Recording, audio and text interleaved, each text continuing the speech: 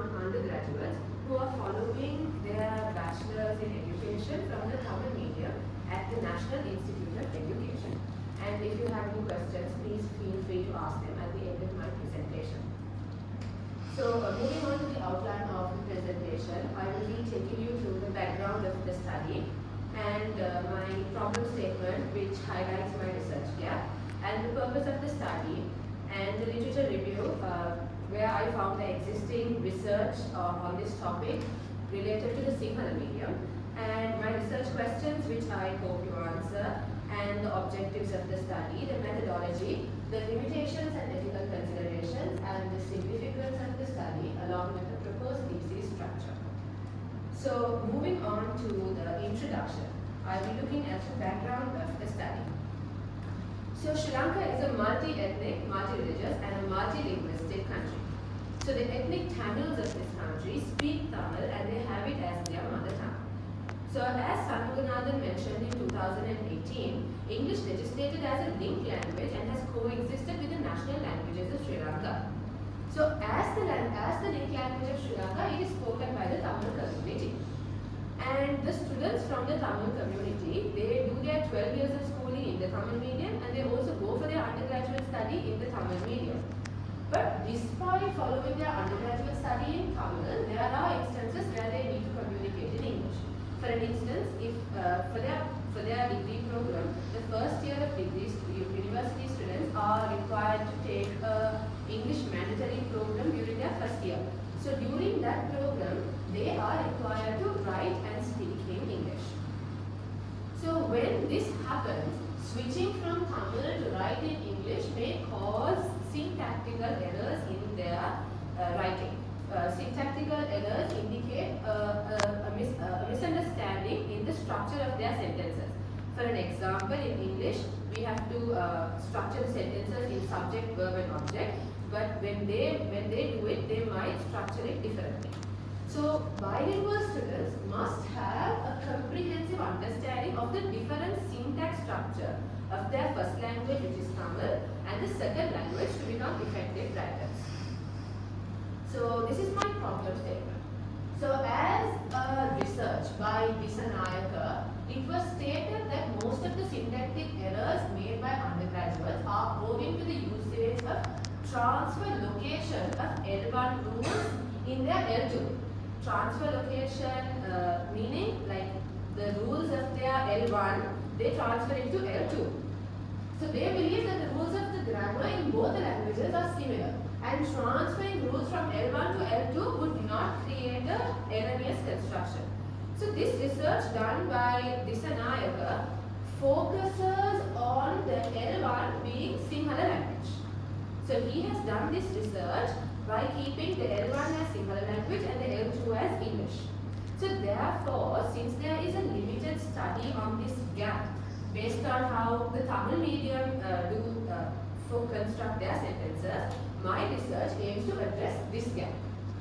And also educational institutes must focus on providing Tamil medium students with equal opportunities to learn the language rather than allowing them to use their L1 influence if it is happening. So the main purpose of my study is, so as stated by Disanayaka, as I previously mentioned, the main purpose of my study is to find out whether the same erroneous construction is made when the first language is Tamil and when the second language is English. So moving on to the literature review. So as I mentioned earlier, I mentioned that English is taught as a general component in the first year of the students. So this was found in an article mentioned by Nawaz in 2016. So he has mentioned that the Standing Committee on English Teaching of the University Grants Commission has suggested teaching English as a general component as a mandatory program of the first semester of the first year in all educational institutes from the early 2000s. So this literature review supports what I said earlier, where these students have to do the mandatory program. And another article by Nadir Ghaffar in 2023, he mentions that when instructions in writing for individuals who are not native speakers of English may be challenging for those who are not writing because they have a poor grasp of syntax and they have limited vocabulary and the structure of their sentences may differ. And another article stated by Rahman in 2017 mentions that these students have lack of opportunities and interest, and their environment, socio-cultural setup, poverty and the shortage of teachers and the resources in school may not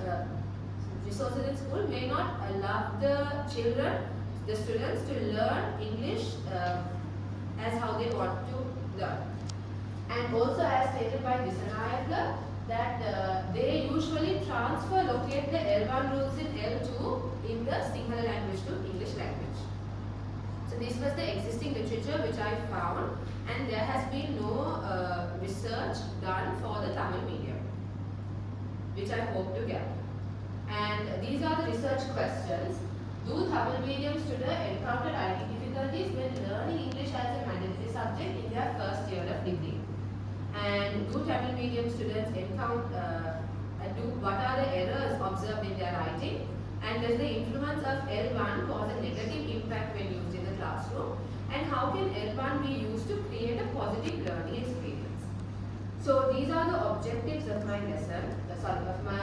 research.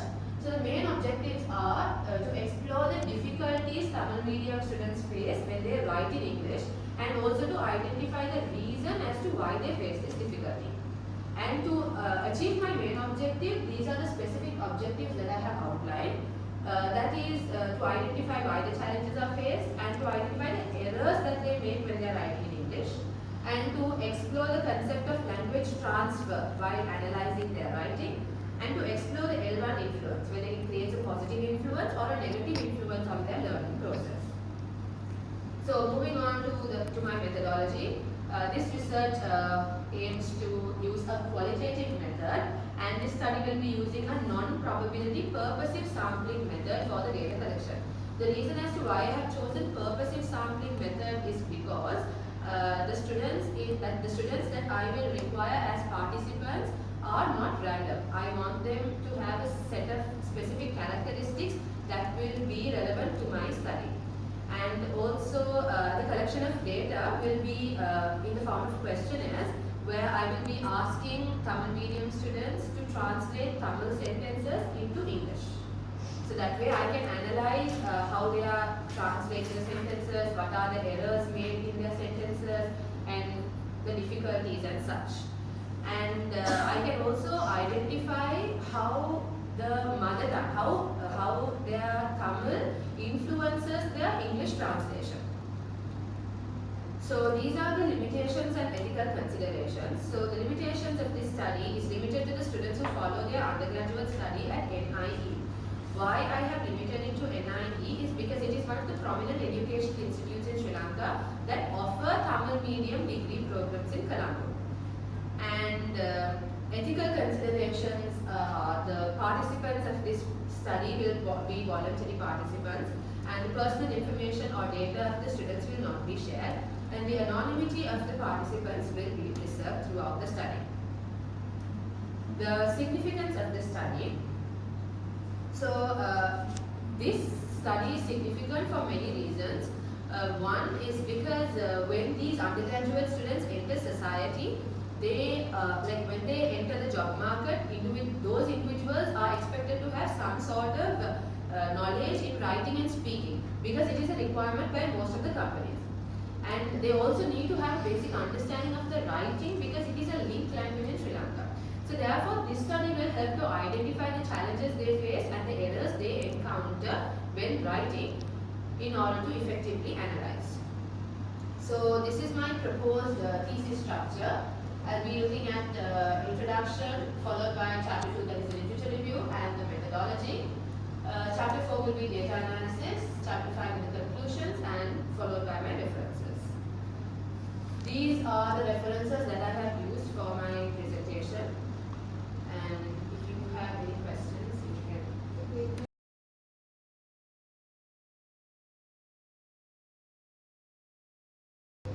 Research questions and research objectives, like if you have the first research question, then the same should be in the objectives. So if